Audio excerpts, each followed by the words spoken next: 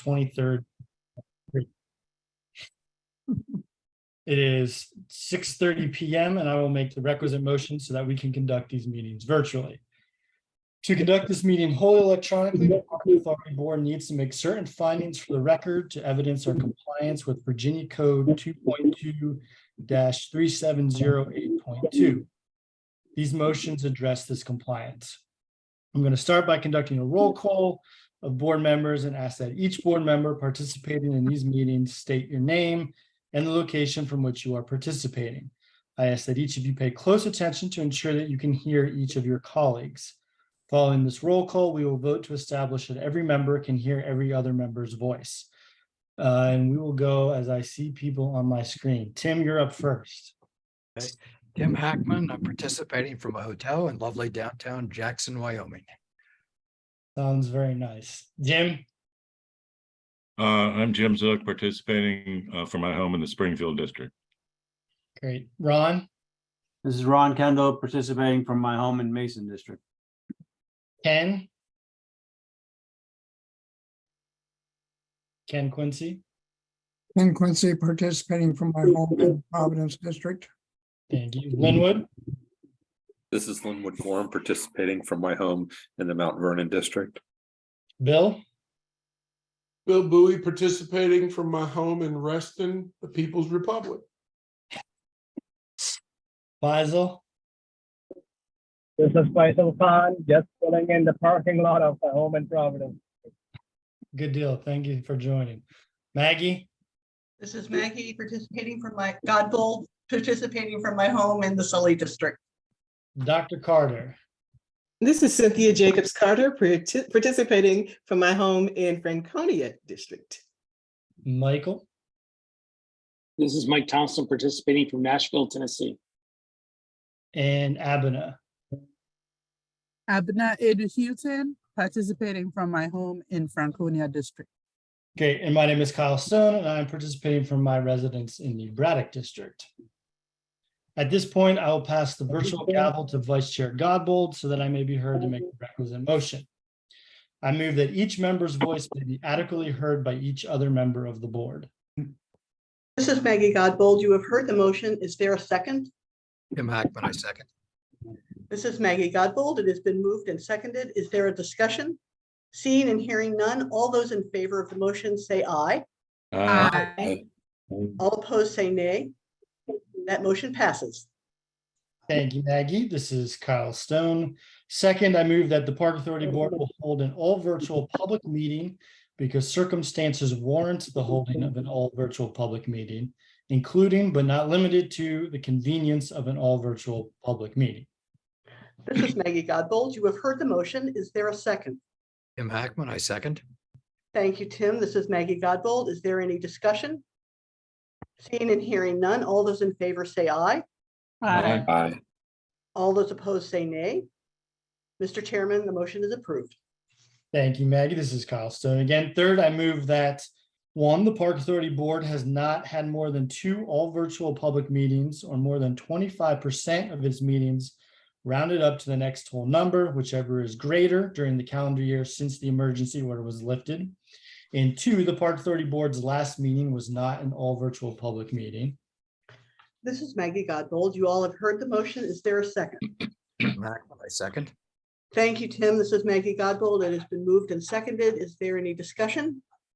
Seeing and hearing none, all those in favor of the motion say aye. Aye. All those opposed say nay. That motion passes, Mr. Chairman. Thank you, Maggie. This is Kyle Stone yet again. As a result, I further move that the Park Authority Board conduct this meeting electronically through a dedicated video and audio conferencing line, and that the public may access this meeting by calling 602-333-0032 and entering access code 646450. This is Maggie Godbold. You all have heard the motion. Is there a second? Tim Hackman, I second. Thanks, Tim. This is Maggie again. It has been moved and seconded. Is there any discussion? Seeing and hearing none, all those in favor say aye. Aye. All those opposed say nay. That motion passes. All right, this is Kyle Stone. And finally, I move that the meeting of the Park Authority Board to be held this day is in conformance with this body's all virtual public meeting policy, and as such, the meeting notice indicated that the public meeting will be all virtual, and the notice stated that the method by which the Park Authority Board chose to meet would not be changed unless the Park Authority Board provided a new meeting notice in accordance with VA Code 2.2-3707. Public access to this meeting is provided by electronic communication means that allow the public to hear all participating members of the Park Authority Board. Audiovisual technology, if available, is used to allow the public to see the members of the Park Authority Board during this meeting. A phone number, email address, or other live contact information is provided to the public to alert the Park Authority Board if electronic transmission of this meeting fails for the public. And if such transmission fails, the Park Authority Board will take a recess until public access is restored. A copy of the proposed agenda and all agenda packets have been made available to the public electronically. At the same time, such materials were provided to the members of the Park Authority Board. The public is afforded the opportunity to comment through electronic means, including written comments at meetings where public comment is customarily received, and there are no more than 2 members of the Park Authority Board together in one physical location. This is Maggie Godbold. You all have heard the motion. Is there a second? Tim Hackman, I second. Thanks, Tim. This is Maggie again. Is there any discussion? Seeing and hearing none, all those in favor say aye. All those opposed say nay. Mr. Chairman, that motion is approved. Great. Thank you, Maggie. This is Kyle Stone again. With that, all our preliminary matters are completed. And Ken, you have the floor to start the Budget Committee. Ken Quincy, I will call the Budget Committee meeting to order and ask Mr. Mike Peter to address the item.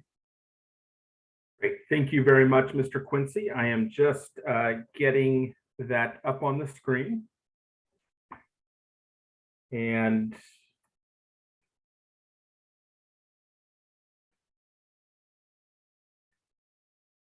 great. Thank you very much. Everyone can see that, correct? Yes. Okay, excellent.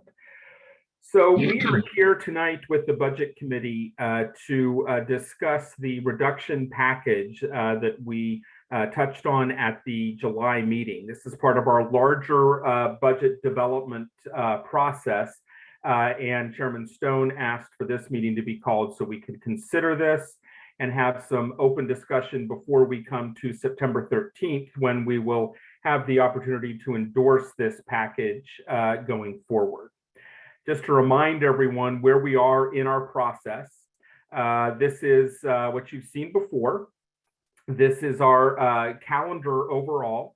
We've gone through our summer process, both working to develop our baseline budget recommendations and this budget reduction package.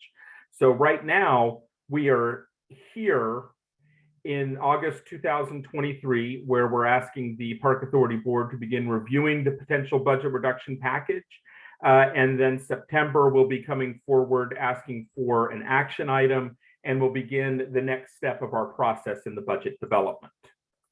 So just to remind everyone, we have overall guidance from the county executive, which coincides with the guidance from the board.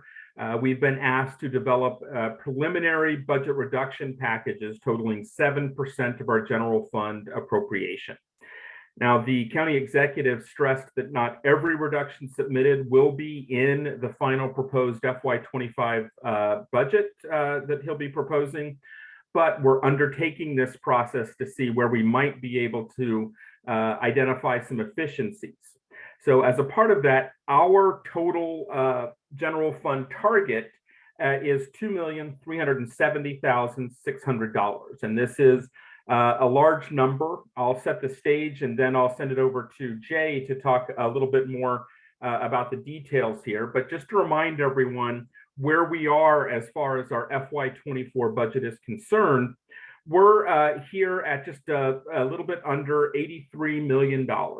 So we have our revenue and operating fund, which the adopted budget amount for that is $49.1 million, and the general fund. We are only discussing the general fund part of this because the revenue fund is not part of the overall Board of Supervisor budget reductions. So with that, Jay, I'll turn it over to you and I'll continue to drive the slides. Thank you. So as Matt J. Cole, Executive Director of Park Authority. So as Mike mentioned, when we're talking about that $2.3 million, it's just out of the general fund dollars, which totals about $34 million. I will, while this slide is still up, say in past years when we're talking about reductions, part of the conversations has been how can we possibly move things from the general fund to the revenue fund? Has largely created the situation that we're in. So we're not discussing those options within this budget cut reduction exercise. Next slide. Okay, so I'm trying to set the stage for sort of how we got to the number and what we're proposing right now. With this proposed 7% reduction, we are not talking about personnel. And so this is a non-personnel reduction, as you see on the slide on the left. About 3/4, a little bit more than 3/4 of our budget is personnel, to about $7.4 million of non-personnel. So now we've taken our $34 million operating budget and we've now cut it down to $7.4 million in potential cuts that are non-personnel. The pie chart on the right just shows how that's distributed amongst our divisions. You see that there are divisions that aren't included in here, like golf.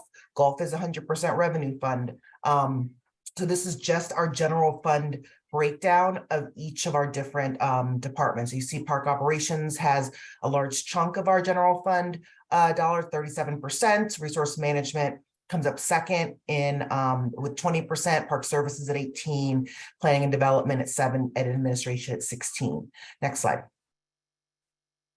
When you break it down and we're looking at just our non-personnel dollars, you see the different shades in the right pie chart shows how much of each division's budget is operating versus personnel. So you see Resource Management has a very large amount of personnel, small amount of operating dollars, and a lot of the operating dollars in Resource Management are tied to specific sites. So it's not something that we can cut all the operating dollars at a site but still run the site, for instance. Administration has a very large amount of personnel.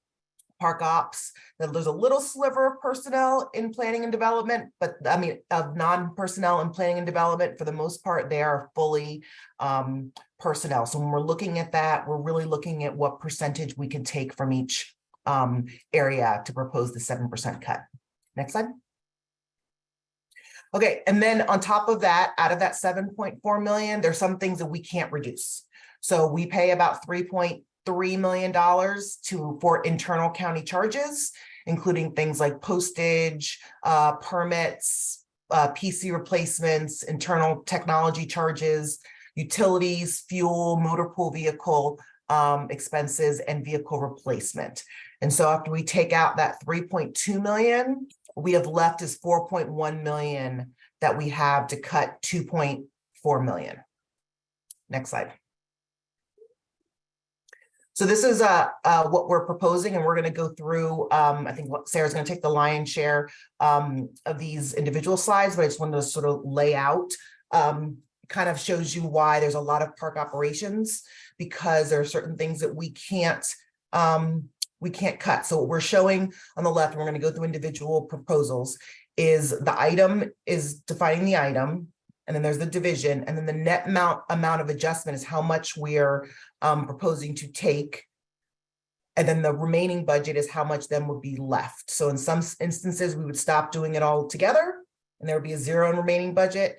In some cases, there's still remaining funds there. The two in the red are things that we did not put forth at all: reduce turf maintenance contracts for athletic fields and eliminate new funding for the Landscape Legacy Program.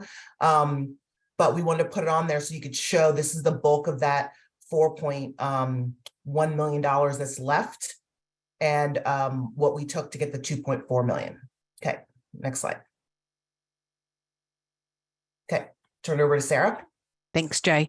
Sarah Baldwin, Deputy Director for the Park Authority. So I have the fun task of taking you through our cuts. None of the cuts that we are going to present are going to be easy, and all will have a significant impact on the community and our already stressed maintenance operations within our parks, as well as our services to the community in terms of equity with the Rec Pack program. So the first cut, as many of you may be aware, our standalone bathrooms are cleaned by a contractor. We're proposing that we would stop that cleaning service and we would close those standalone bathrooms, leaving open some bathrooms in select parks where we have campsites and food operations. The rest of the standalone bathrooms would be closed. And of course, we would save the funding needed for the cleaning service. Next slide. The next item is the elimination of porta-johns at athletic field sites, and the majority of our porta-johns are at athletic fields, with some porta-johns being paid by alternative donation funds, friends groups sponsoring them at other locations. This would eliminate porta-johns at athletic fields. The next item is a reduction in mowing. I know you all see a lot of traffic related to mowing. This would further reduce our mowing of open space. We would decrease mowing where now we're mowing once every 2 weeks. This would decrease our mowing cycle to mow only every 3 weeks. Again, you all are hearing some of the concerns the community has with maintenance and deferred maintenance within the parks.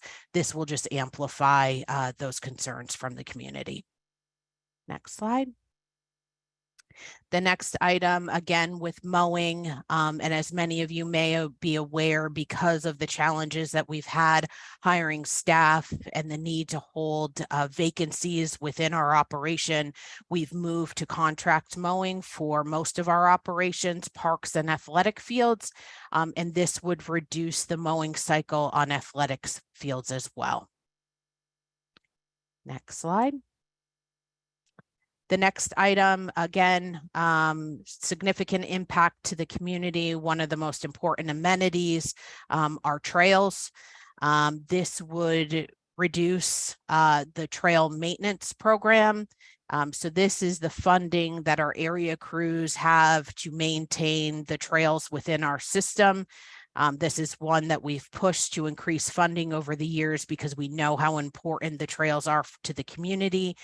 So this would further reduce the maintenance of trails. And in some cases, if we didn't have funding, we would need to close section of trails that we deemed unsafe. Next slide, please. This next one, we've talked about forestry a lot over the last couple of months. You know, the issue that we have with forestry where we're taking money from other maintenance operations to fund forestry because of the risk that trees have to human life and infrastructure within our parks. Last year, we were successful in getting additional funding to add another forestry crew to our operation because we have not yet filled those positions. They were just approved about 45 days ago. We would not fill those positions. We would hold those vacant and submit that as a cut. Next slide, please. The next item, again, I know you all are hearing a lot about courts, especially about pickleball and the need for additional maintenance and conversion of courts.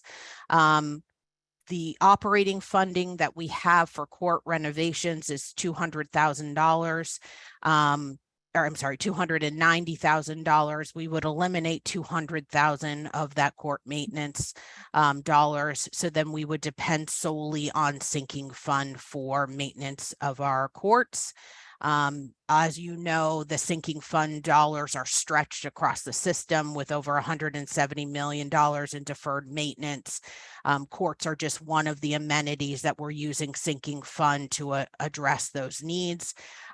So we would likely be in the position that we would need to close courts due to unsafe conditions at many of the locations throughout the county. once they get to that point. Next slide, please. Excellent. And I think this is Amy. Next slide. Next item is, this is Amy Vosper with the Park Authority, Deputy Director with the Park Authority. This next item that we are proposing is to eliminate the new bamboo mitigation position. We had, with the recent one-time funding, we had planned to prioritize and target locations, get this program underway. But this is a very important program. It's actually mandated.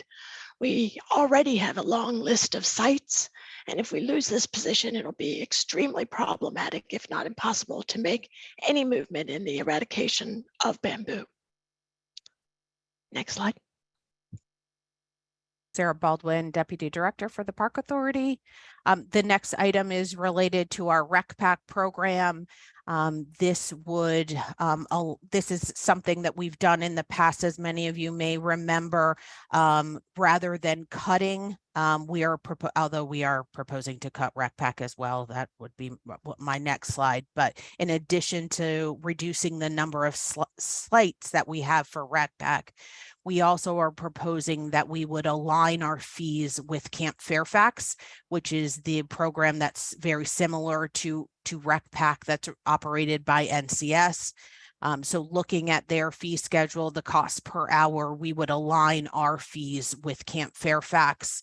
And based on where we see people falling in the sliding fee scale in the summer of 2023, we anticipate being able to bring in close to $600,000 in additional fees by this increase. As you know, the Rec Pack program, all revenue goes to the county. There is a sliding fee scale, and there is a scholarship for this program. Next slide.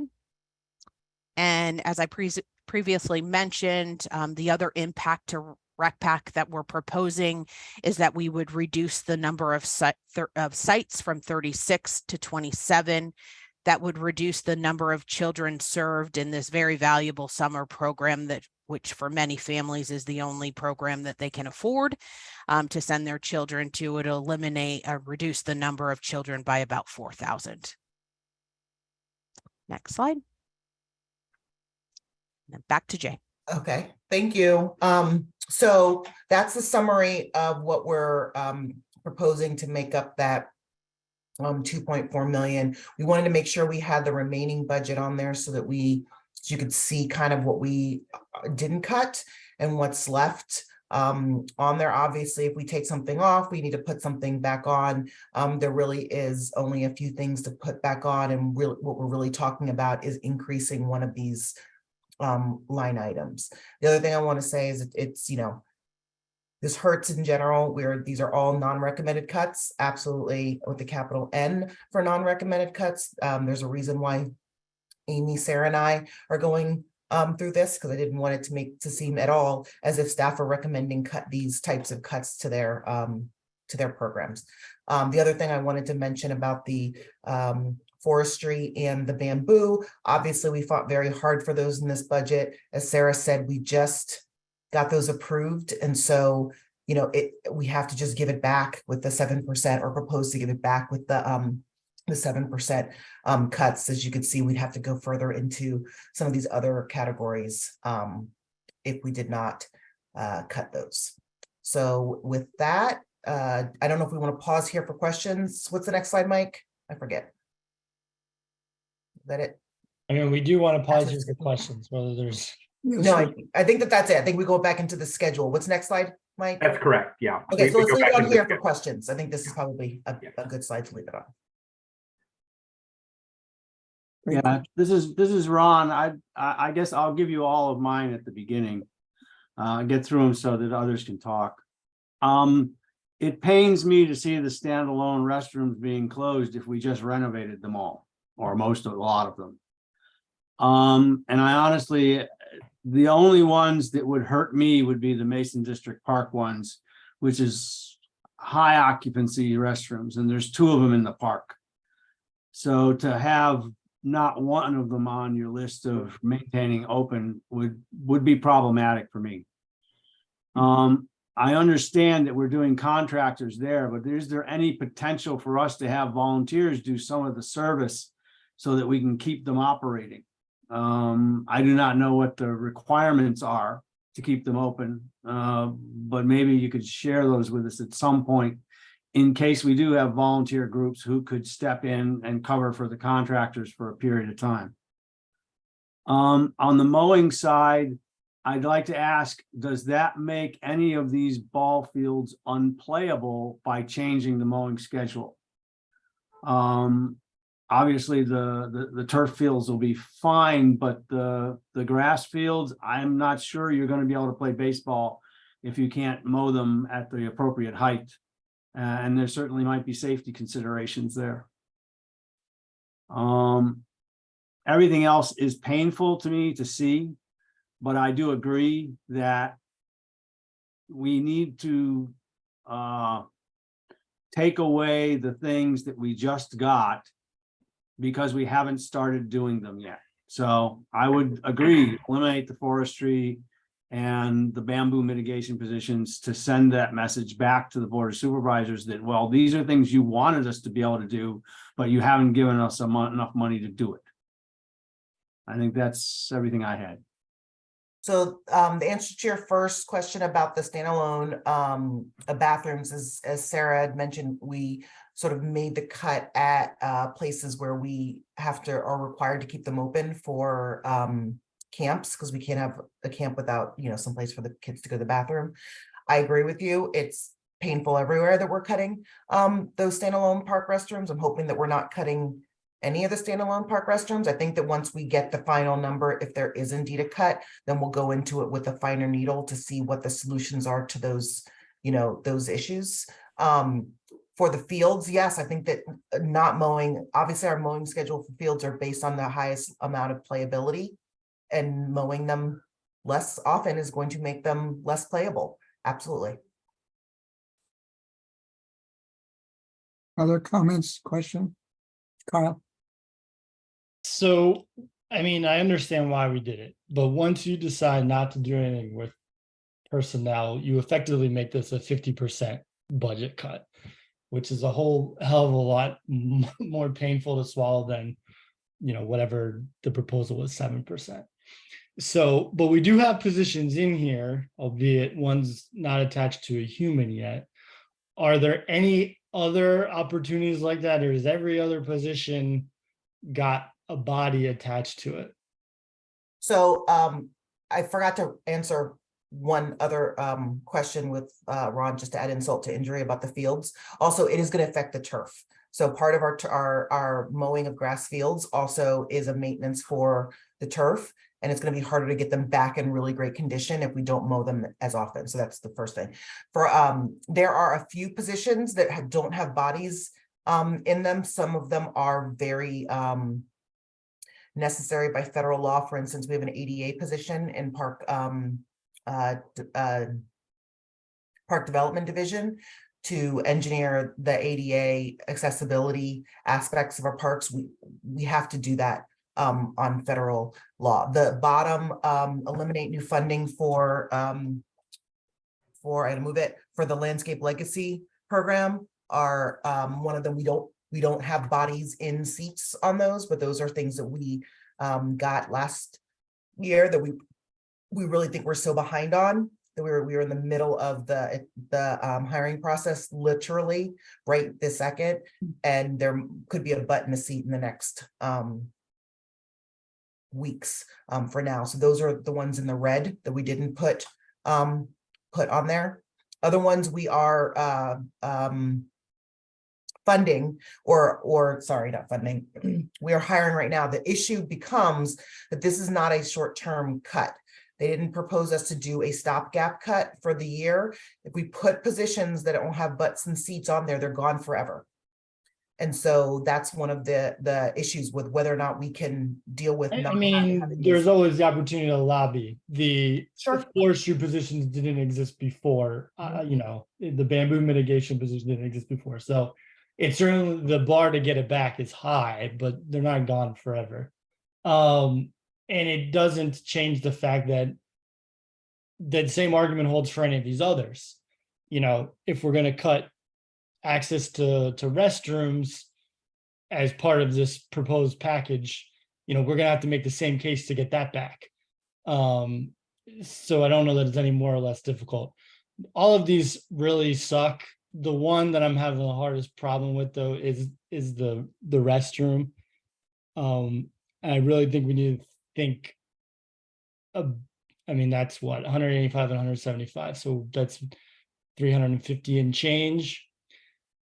I don't really like any of the options that are in red to replace with, but I really think we need to think long and hard about that one. And Ron has already made comments about that. I'm sure others feel in a similar way, but with that, I will stop talking and let other people jump in. And Quincy, other comments? That's all? I think Linwood has his hand up and Abena I'm has her sorry. hand up. Didn't see you. Lynn. Abena's had hers up longer. Abena, Abena, please go ahead. go ahead. Oh, thanks. So I have 2 questions, points. I couldn't help but feel that these proposed cuts actually will be, in the end, a little bit more than what we are seeing. And what I mean by that is many of these areas are going to impact the quality of the services we provide, which I fear could impact participation and patronage, and therefore hit our revenue side of the equation, right? And so this is really problematic. And I'm definitely there with Kyle and Ron with regards to the bathrooms, because if we have a lot of children who are coming to our parks and they're not so good at holding it. And so it would be a problem, I think. So just, my impressions about it, it's very sad. I was wondering if someone could take me to the slide that was showing the internal county charges. I had a question about that, please.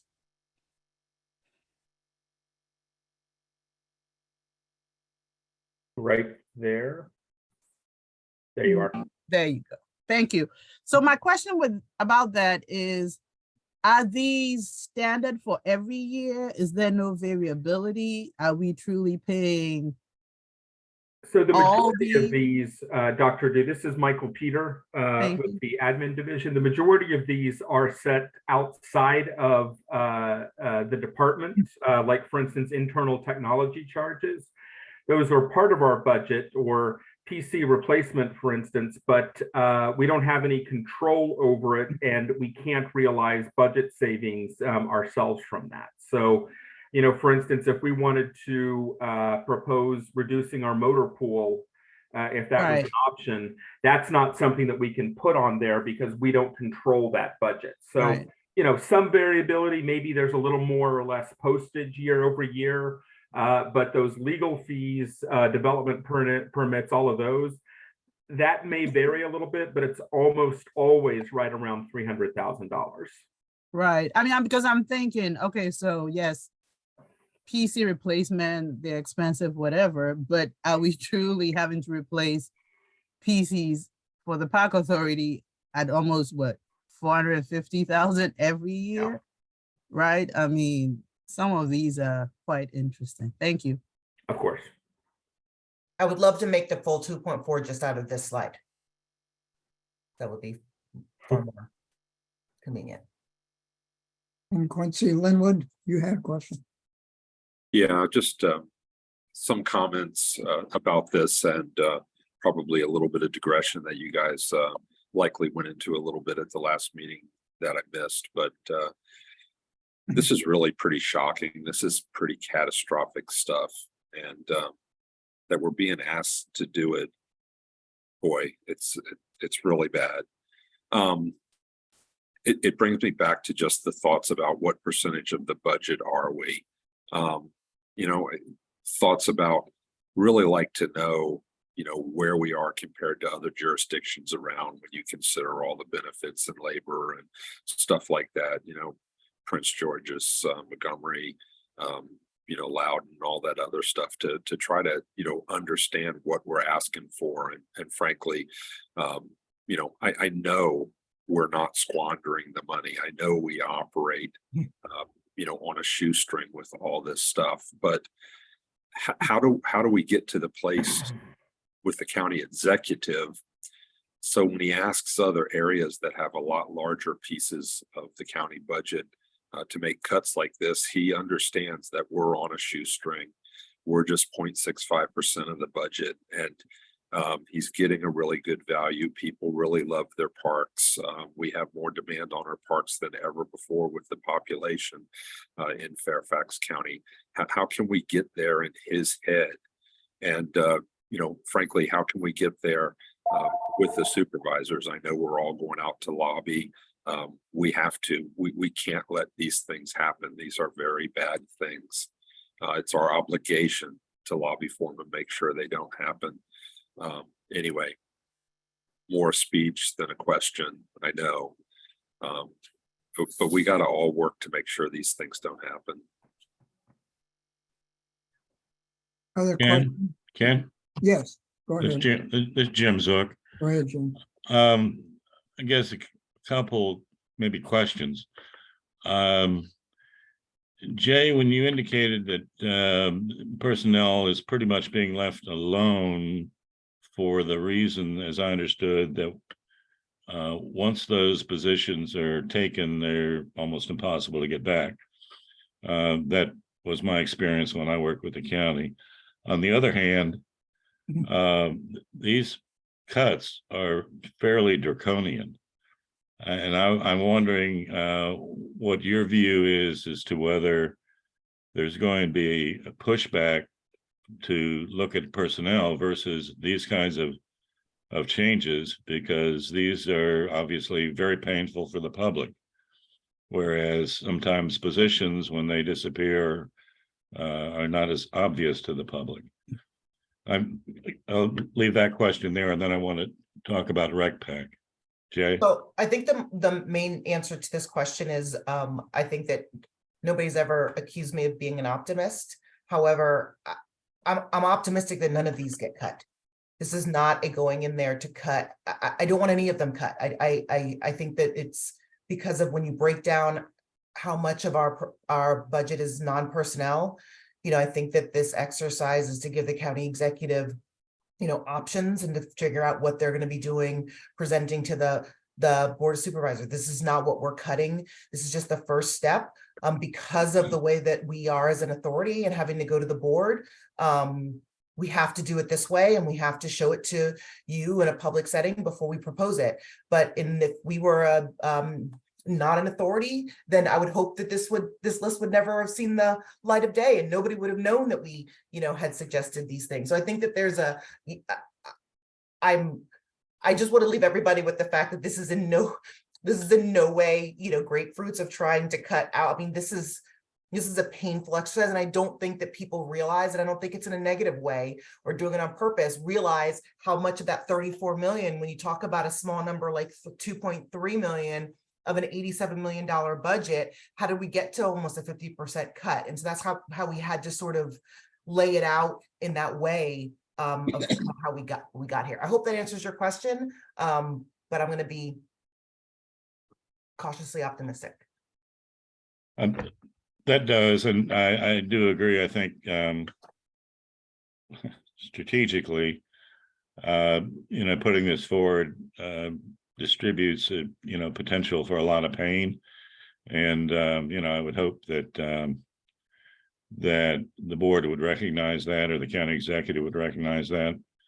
I'm just really concerned about whether there might be a pushback with regard to we set forth a budget that we knew was harmful, and that's we didn't look at other options. So I'm sure you'll be prepared to address that.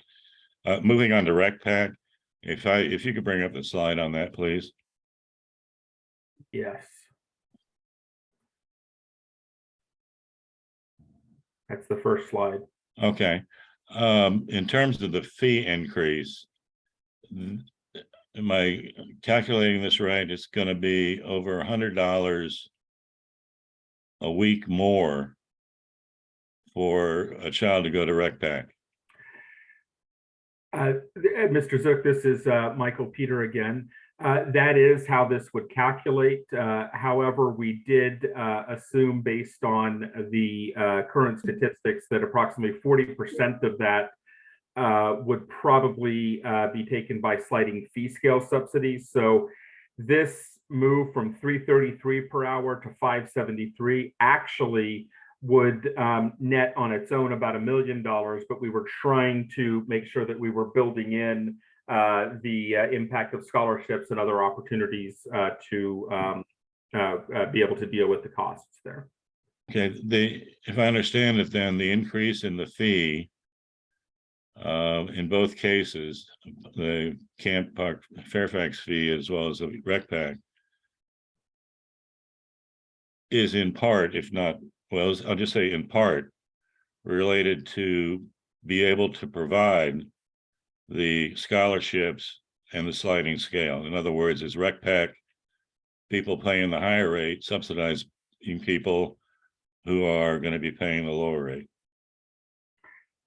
The system right now, we have, and we don't have the numbers right at hand, but we will come back with those at the next meeting. The numbers right now, basically, any family that has income of less than $130,000 does have some sort of fee reduction for which they could qualify for Camp Fairfax, for SAC programs. And what we're showing here is attempting to keep those in line and still honoring that. So it's not necessarily that we would expect that the higher level would offset the lower. We're simply saying that if we calculated all of this and it would calculate up to $1 million, we've already said that we know that we could not count on $1 million in additional revenue. However, we believe that it could end up netting with those subsidies approximately $595,000. Okay. With regard to the reduction in Rec Pack with the number of sites, I'm sure, well, I'm guessing that we haven't got to the point where we know which sites those are or would be. But if we in fact have to get to that point, I'm sure the equity provisions will be considered rather heavily with regard to where those cuts are made. Okay, thank you. Thanks, Jim. Other comments? Questions? Mike Yes, Thompson's got his hand up. Cynthia, Maggie, and I. Cynthia, Maggie, and I all have. So Cynthia and Maggie, y'all go ahead.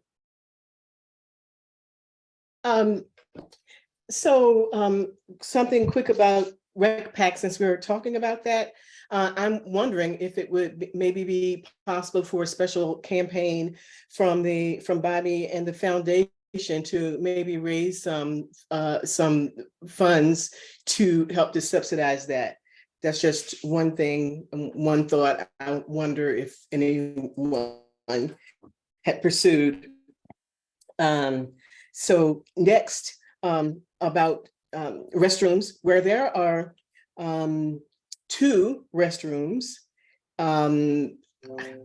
maybe one could be left open. And I know we've touched on that already, but I don't know if there are a lot of athletic fields that have 2, but would it make a difference if you could just close one instead of both?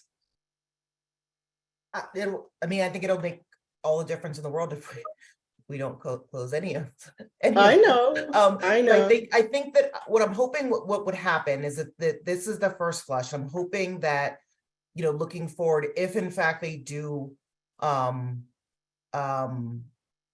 propose to accept any of the non-recommended cuts, and then we start to sort of get into the fine line. If they cut 500,000, then let's figure out what we're cutting. I'm going to assume, and again, I'm being cautiously optimistic, but I'm going to assume that they're not going to cut all 7%.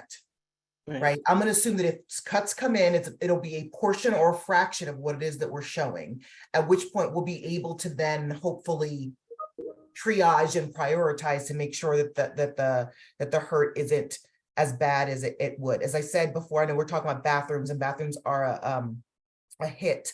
It's just such a huge number for maintenance. But as Kimball can tell you, cutting, it's gonna cost us more money in the long run to not maintain our grass fields. Because when we do get the money back, because we will, eventually, when the economy, eventually we'll get the money back, she's gonna have to go back and fix all of the fields and fix all of the issues that occurred while we have lowered our maintenance standard on those fields. So we're gonna end up paying the same amount that we cut later on when we try to put them back in service at a higher level. So we need to make decisions based on, same thing with, the trail maintenance program and courts and all of those other things. But yeah, Right. I hear you, Right. Dr. Carter. I totally agree. And I've already gotten a complaint about maybe one restroom that had to be closed temporarily or whatever. So I'm saying that's going to be a vocal issue. We all know. Last thing has to do with PC replacement, and I know that's been touched on before. How many people are still working at home, or do you still have remote home where people where people don't need PCs in the office as much as they once did? So Mike can answer part of that question. I think that the PC replacement is it's talking about laptops as well. Yeah, it's all of our hardware, Dr. Carter. It's we call it PC, but really increasingly it's moving more and more towards laptops. So we have a mobile workforce. And having a mobile workforce actually increases the amount of money that you spend on IT needs, like PC replacements in the long run. Okay. Right. Thank you. Maggie, I believe you're next. Sure, thank you so much. Maggie Godbold, Sully District.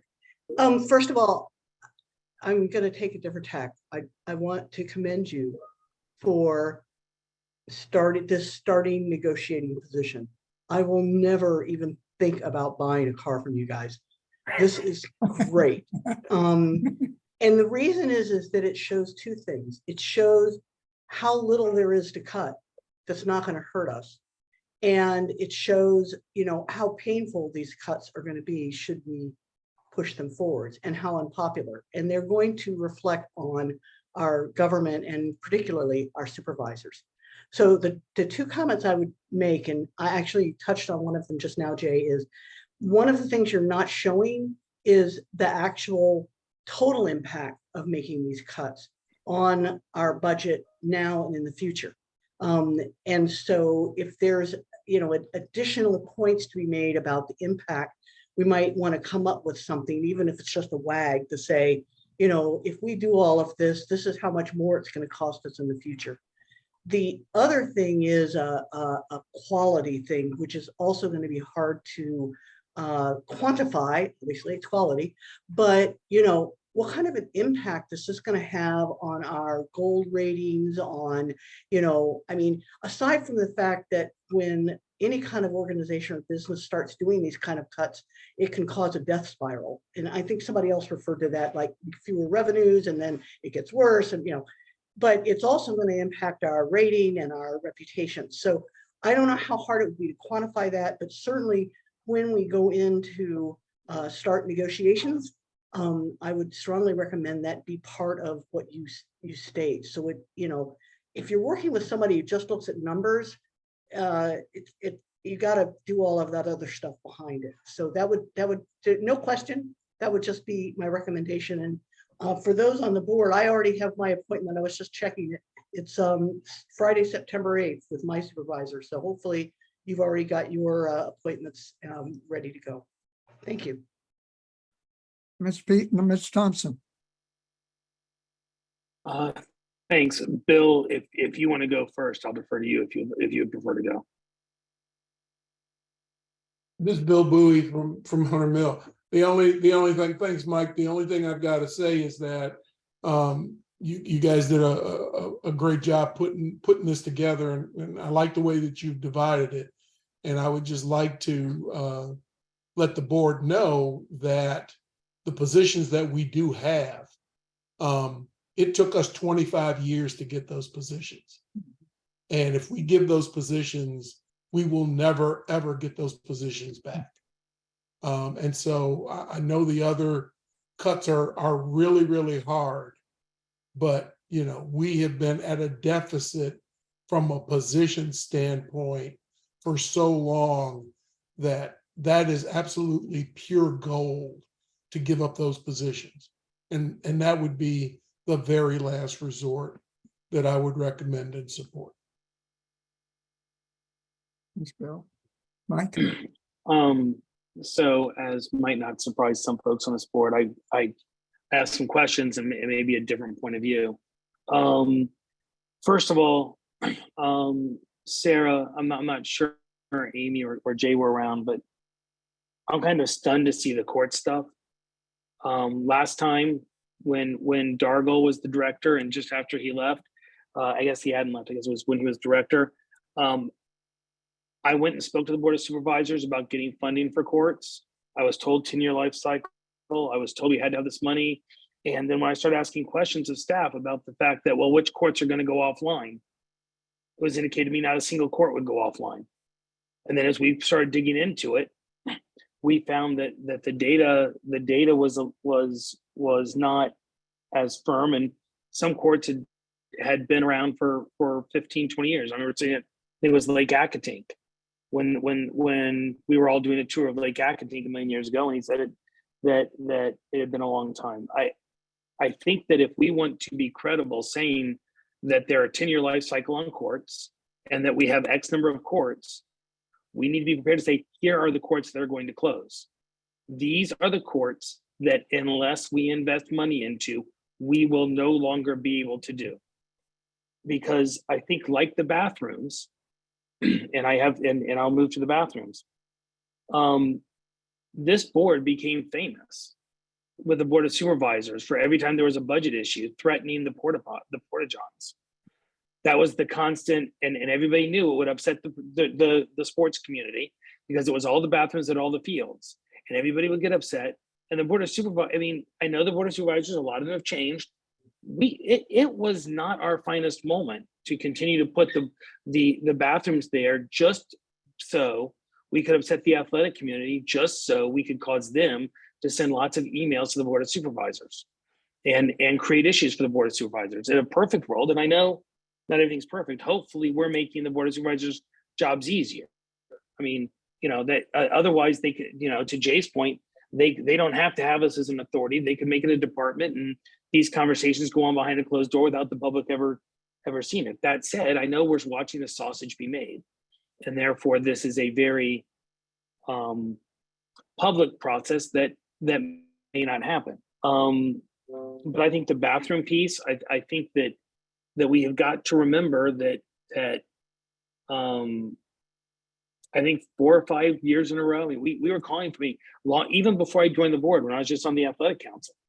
This was a constant. I mean, Ken would come in and he'd be like, "Here's the budget," and whoever would be there from the staff, they'd be like, "And we're cutting all the porta potties," and everybody would be like, get up in arms, and the Board of Supervisors would be like, "We're not doing that. Go back and figure this out." Which brings me to the fact that, well, I appreciate what Bill said. I don't know how we say to the public, we're going to make your day-to-day life more difficult. We're going to make your day-to-day life experience at the parks worse. And we're not going to consider cutting anything else. We're not going to consider cutting a single staff person. We're not going to consider cutting any of the people, but instead we're going to make 50,000 families whose kids are playing sports lives more difficult because we can't cut the grass. I think we need to seriously consider how we get from here to there. However, I also get the impression, Jay, and correct me if I'm wrong, I get the impression, well, before I say that, because I think it's going to go into a conversation. The other thing is a question about RecPac. I had always been under the impression that RecPac was literally one of these things where the supervisors provided, the supervisors always, in effect, made us whole. This was very much a priority for them. So I don't understand how that'll work, and would be curious to explore that a little bit more. But in terms of this process, I get the impression that this is creating a straw man that to a certain extent is to say, here's how bad the world would be, come up with the worst case scenario. Let's come up with the stuff that would hurt and create, for lack of a better way to put it, the most political pain. And give it to folks so that they can try and say, oh, let's not do these cuts. So with that in mind, one, are we just creating a straw man that we're giving to them? Two, if they come back, and Jay, I agree, I don't think we're going to get 7% cuts. If they come back and say it's a 1% cut, if they come back and say it's an 8% cut, I don't think we are bound by any decision we're making right now. In other words, I think that if they come back and say these are the cuts, we can say, okay, we've given it some more consideration, and while the list that we gave you was where we were then, we have a completely different list now.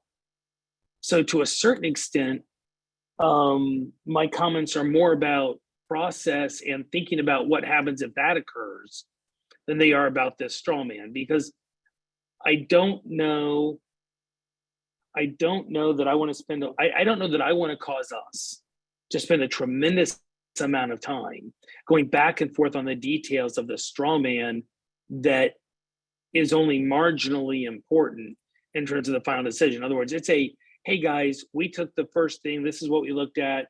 The county executive could come back and say, listen, we're not going to take the heat on closing all the bathrooms, so that's off.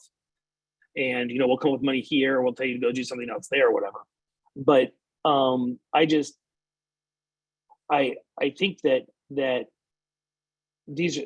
my comments about the courts, the bathrooms, the staff, rec pack, those are more forward process focused questions in terms of if this becomes real, than they are necessarily, hey, can we spend 45 minutes trying to figure out why line item 4 should be X number and not Y number or whatever else, if that makes sense, and if I'm right.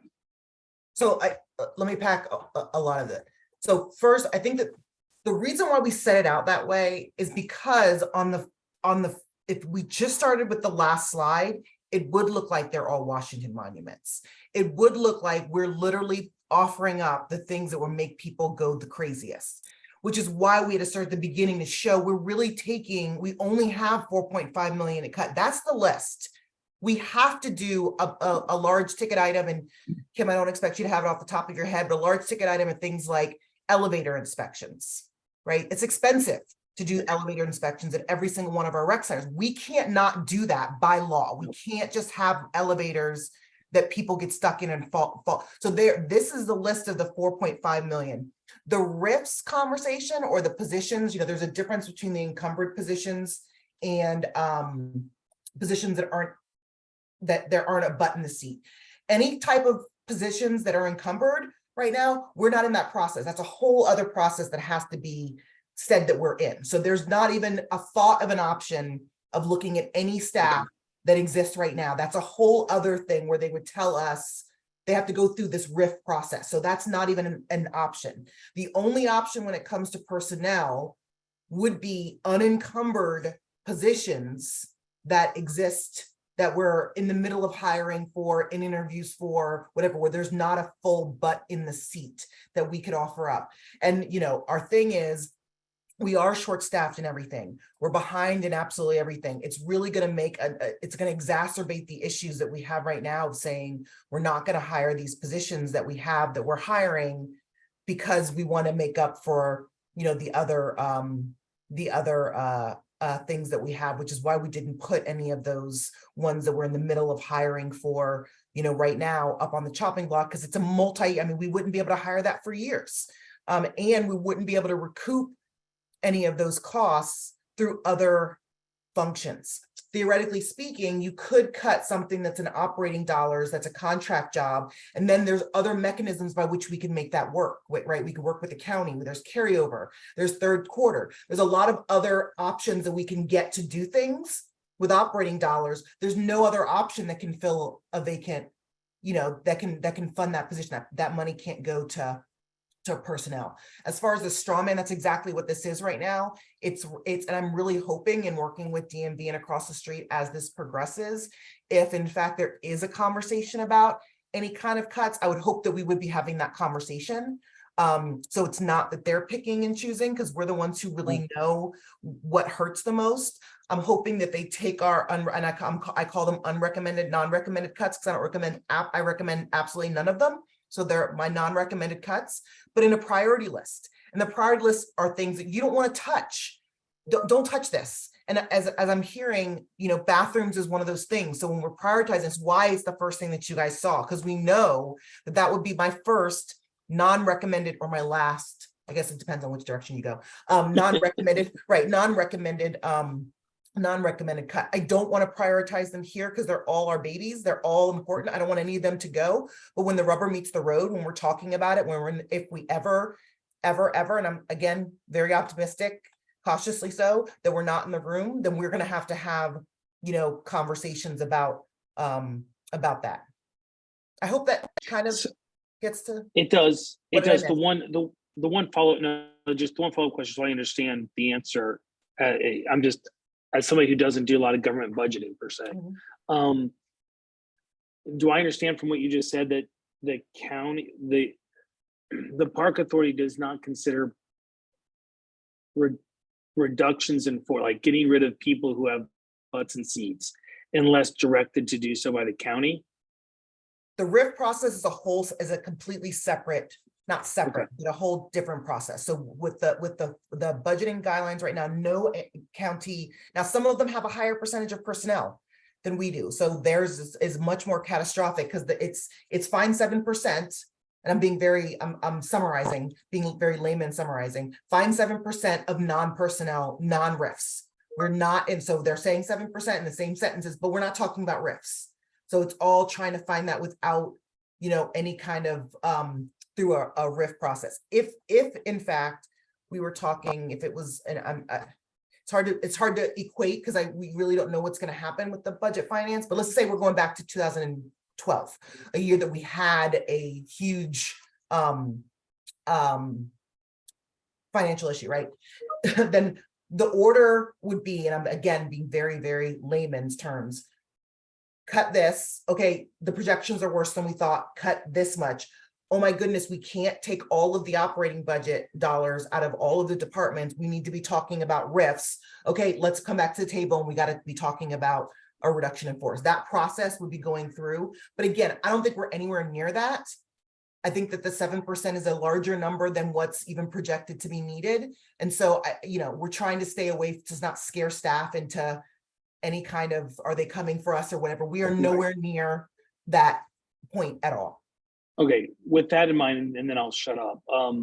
If this comes back from the county that we had that with some real directive, in other words, if this becomes real, yeah, I would request that that we get a list of unencumbered positions, because whether it's delaying and hiring, we've done different things in the past, but I think that to truly understand, we need to understand that as we consider the impact on the public on the decisions that we make. So at that point in the future, I would hope we would at least be able to look at that list. And with that, I'll shut up. I mean, that's what I asked at the top, and it sounded like there really wasn't any. I mean, we have a list. I mean, we could show the list of vacancies that we're, you know, working on. Again, I mean, there are ones that we can, that is a conversation that we can have. I guess what I'm saying, and as honest as of a way as possible, that's going to absolutely hurt our standard of everything, right? We have a right currently we have a division director vacancy. Are we going to offer up a division director vacancy? Jay, I'm sorry, just yeah, to be clear with what I'm saying, at least, I'm just suggesting that if this becomes real, if we get through this process, yes, and they say yes, you're going to have to make some level of cut, that in order for me to understand the decision-making process and be able to say to the public, yes, we consider all the options and cutting the number of mowings so that it impacted your kid's ability to play soccer on Saturday or whatever, you know, whatever, or close these bathrooms, whatever. I think to make that in an informed way, I would want to see the unencumbered positions. but I'm not even saying for it now. I'm just, again, I don't think it's worth working through unless this becomes real. Right. Okay, thank you, Mike. I think we're running out of time, but there's to echo what Jay said, this is the first step. It is a straw man. And I think the way it was put together, I personally will compliment staff because it does have an impact value that we can discuss with our individual supervisors and that the entire board of supervisors, well, hopefully will discuss too. So I think we've got more to do with regard to educating, I'll use the word educating our individual supervisors and the entire board about the impact of this and on us as well as the impact on the public. At this time, I'll ask if there's a consensus to move this item forward. Yes. Yes. That's two. Yes. Yes. With reservations, I'm sure. Yes. Okay. Thank you. Ken Quincy again. I will ask Mike Peter and Josh Coleman to present the next item. Great. Thank you very much, Mr. Chairman. We are going to move forward as requested at the last meeting. We have out-of-cycle fees to review and an adjustment to how we'll be handling fees in the future. And this is just a summary and follow-up from what we presented at the last meeting. And with that, I'll turn it over to Josh. Please go right ahead, Mr. Coleman. Good evening, Josh Coleman, Business Office Manager with the Park Authority. We can go to the next slide, Allison. So we're back today, following up from the last meeting and really looking at the revenue fund and looking at the fees and this out-of-cycle fee adjustment. So just as a reminder of where we were and what we discussed in the last meeting, we talked about this, but we target new revenue or our fees based off the net revenue needs and the expenses that we estimate as best we can for upcoming fiscal years. And so what we talked about in the last meeting was if the county introduces expenses beyond our planned budget, there's typically no immediate recourse to raise revenue. As a reminder, reductions in that net revenue impact our ability to address those significant deferred maintenance needs. And so as part of that, we were asked to review fees, ensure that the agency and the revenue fund remains on target to meet financial goals. And as a result of this review, we're coming forward tonight with the action item for some proposed increases. Next slide, please. And again, just as a reminder, I know we talked about this in the last meeting, but why do we need or why do we have a net revenue goal in the revenue fund? Is to address these requirements here, right? So the revenue stabilization reserve, making sure we're meeting our requirements and having that 10% of expenditures. The deferred revenue for summer programs, meeting our audit requirements from a number of years ago. And then lastly, and we highlighted this, what we will always need is this deferred maintenance and reinvestment. So money, net revenue from the revenue fund being able to reinvest in our facilities. Next slide, please. So we had gone through some examples previously, and in your package are the specific fees that we're proposing for increases. They are golf greens fees at 3 locations, Jefferson, Oakmar, and Twin Lakes, golf cart fees across the system, campgrounds, and court rentals. In the attachment are the specific increases that we're recommending. In addition to the golf greens fees at those 3 locations, we will increase all the other golf courses to their previously approved maximum rates. So a few of our courses, 4 courses, are not quite at that maximum rate. We included that in the attachment so you could see the impact of what those fees would go up to. And that dollar value is included in the total you see at the bottom. The estimated value of this package is $688,000 for the remainder of FY24. So that's looking at the revenue that we would raise from September through June. Next slide, please. So on top of that, we talked in the last meeting of a revised timeline moving forward. So for the traditional fee process, that we would make some adjustments to be more responsive to things like this that might come up, and overall adjust our timeline to better align with our seasonality and other program offerings. So just as a reminder, in terms of what we talked about previously, this new fee process timeline will target January for fees to take effect. So if you see the schedule below, we are currently working on our typical fee process. We'll be soon entering an internal review period and then coming back to the board in October for a request to advertise the package and set that public comment period. So that's all shifting up by about 2 months from what we've done traditionally. We'd then look for, following that public comment period, board review and approval in December to implement fees in January. The second part of that is adding in, and again, this is in attachment 2 of your package, adding in the conditional fee process. And so when we come to you in October with that request to advertise the package, we will specifically identify fees that, should the Board of Supervisors of the county increase expenses beyond our projections and our estimates, here's some additional fees that would go into effect to, again, get us out in front of the situation we're dealing with today, where unplanned expenses that are pushed onto the Park Authority, give us a mechanism to respond to those. Next slide, please.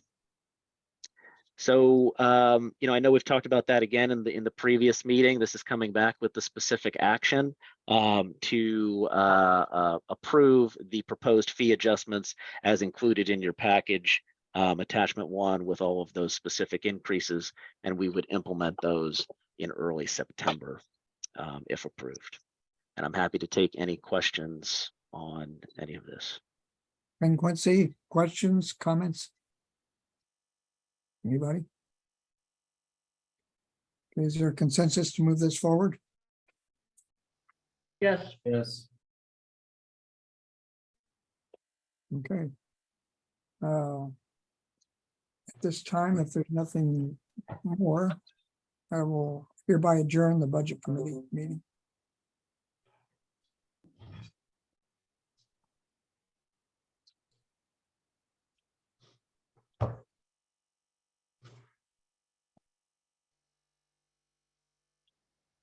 Oh, yours, Mr. Chairman. You're muted, Kyle. Thanks, Ron. I thought I unmuted myself. Thanks, Ken. I will call our 7 p.m. board meeting to order at 7:43. Ben, do we have any speakers signed up this evening?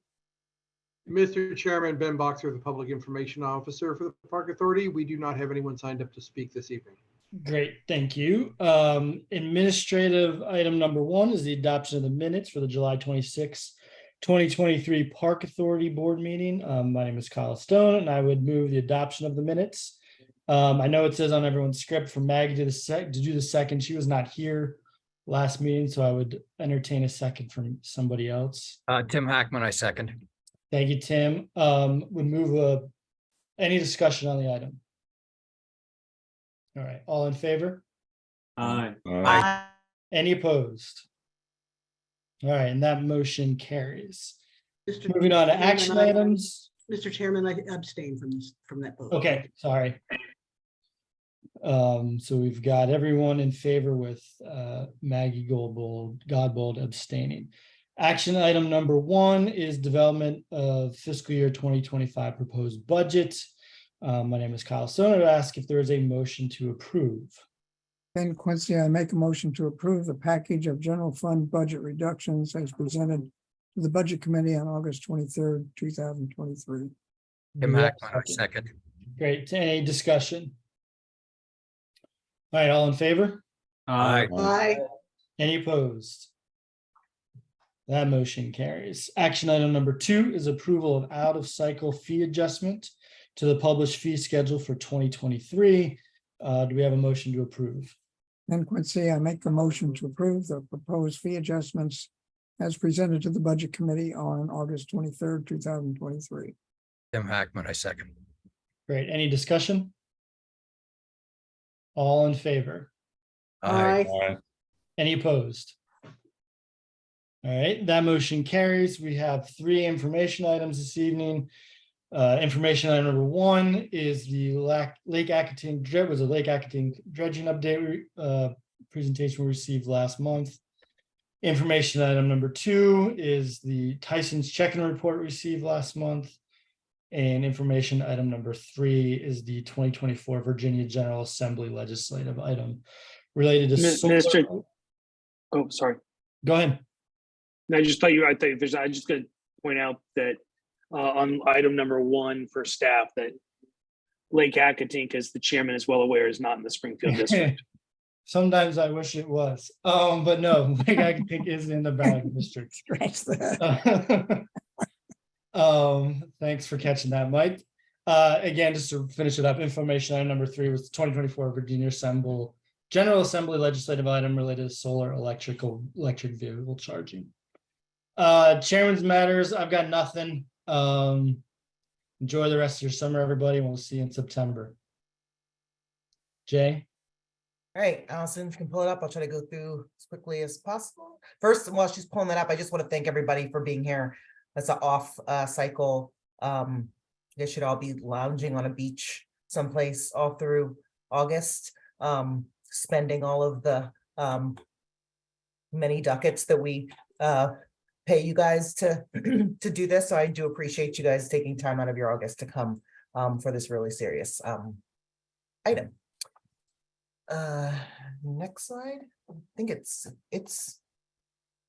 small. Is everybody seeing a small screen right now? Yeah. I'm gonna extend it. Yeah, we're seeing the non-shared screen. Okay.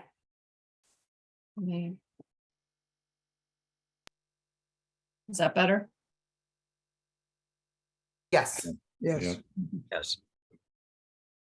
Okay, so we wanted to highlight and show you guys our new park locator tool. It launched this month. It's really convenient. You can search by geographic location and look at the parks and what amenities are in our parks. You can search by more than 30 amenities, filters to target specific park features. So you want to go to a dog park, you can find the closest dog park to your house. You want to go boating, campgrounds, pickleball, all of the skate park, pump track, all of those things. Skate park, I'm not sure if pump track's on there. It updated the park profiles. It provides addresses and descriptions of all the amenities in parks. And it really helps provide precise directions to the amenities within a park. Sometimes you say, oh, there's X in Mason District Park, but you don't know exactly where in the park it is. And a lot of people walk or bike to our parks. And so the entrance, the vehicular entrance isn't the closest. So it really tells you exactly where it is. I want to give a lot of kudos to our GIS team, Ferris Agatone and John Cooper for an outstanding application and tutorial video. Were we going to show this one? We can. Okay.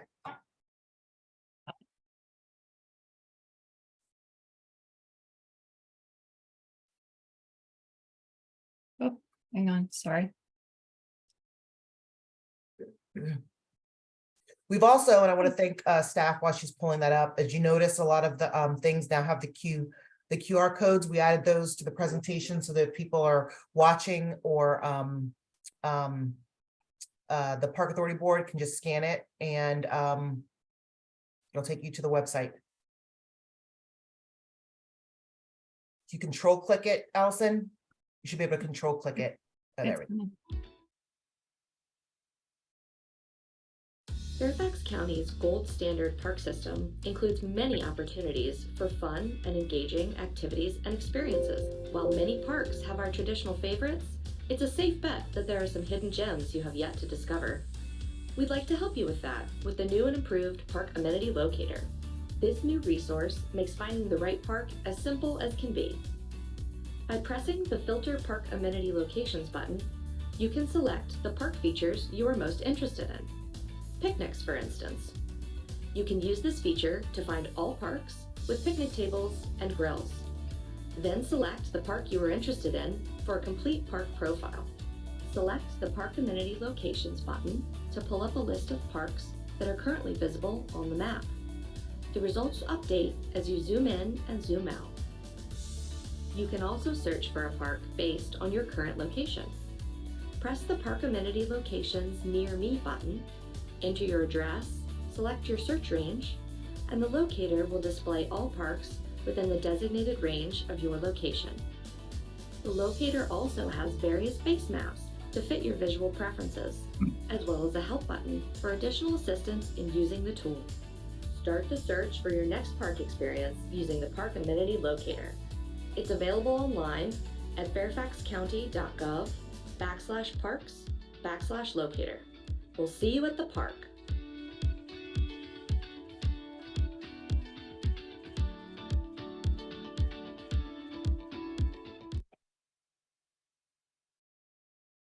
Thank you, Allison.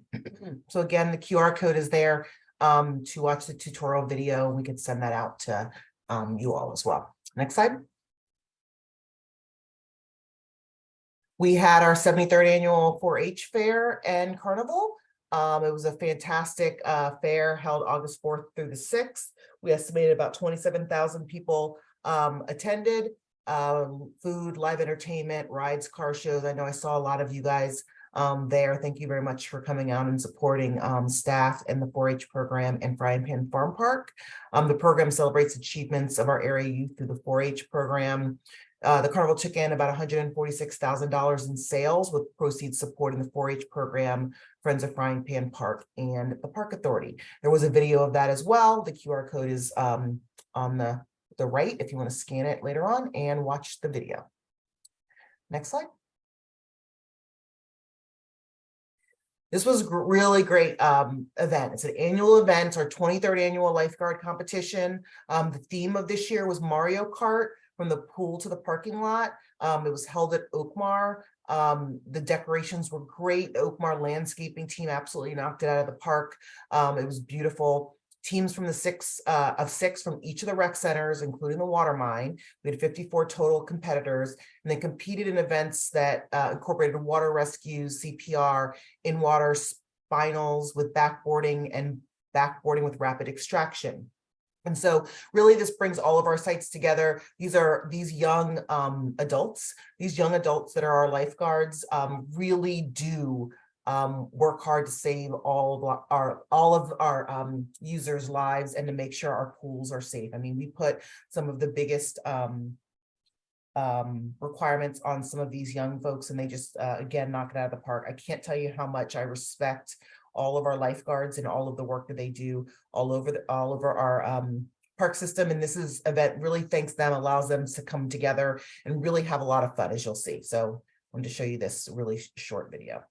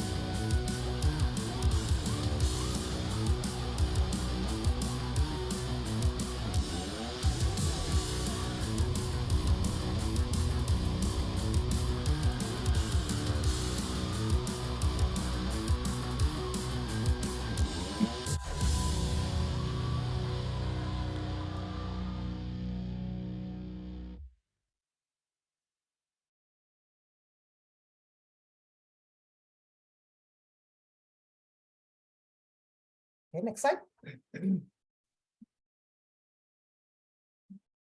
We had some ribbon cuttings in Hunter's Mill.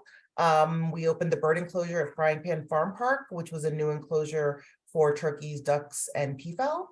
It's better function and protection from predators. Thank you to the Friends of Frying Pan Farm Park for raising the funds. It was a really great double day of cutting ribbons. And on the right, we opened the Sugarland Run Bridge. The original bridge had flooded in 2006. And so this bridge really restored connectivity to the Sugarland Run Stream Valley Trail and access to Herndon High School. This was a high priority for us, was a high priority in the community. And 2 years ago or a year and a half ago, when we started the permitting process, we promised that this bridge would be constructed and opened by the start of the school year this year. And we did it. It was open prior to the start of the school year. So we're very, very excited through that. The funded through community supported 2020 bond and a little bit of money from the Hunter Mill supervisor. So thank you, Supervisor Alcorn. And next slide.